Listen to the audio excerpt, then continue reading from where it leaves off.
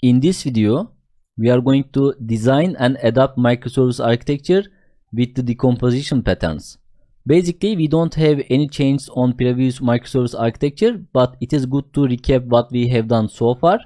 As you remember that we always start with the toolbox, and in the toolbox we start with the write down functional and non-functional requirements. So as you remember that non-functional requirements are covering the microservices mindset, which is the high availability, high scalability, technology agnostic, data isolation, millions of concurrent requests, and so on. These are the benefits of microservice architecture that will come into our architecture.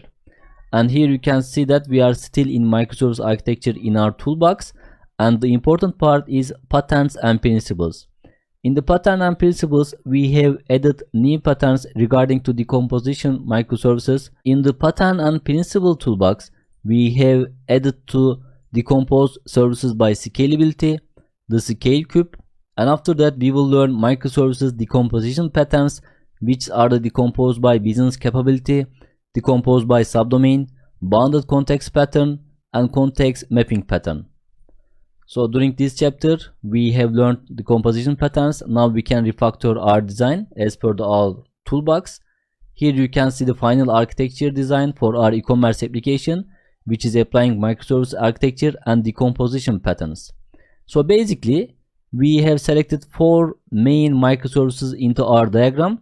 If you go back this slide and see the identifying decomposition patterns, you can see that our main microservices are stored in here. So we have product, shopping cart, ordering microservices that each service data their own database. That means we will apply these patterns and create expose microservices in here, only adding main microservices for now. So we will apply bounded context pattern with the domain driven design and context mapping pattern. That means identify microservices for e-commerce domain. And if you look at the adapting technology stack for our e-commerce application, we will see this slide that we have already implemented possible technology choice before, because we didn't change any design.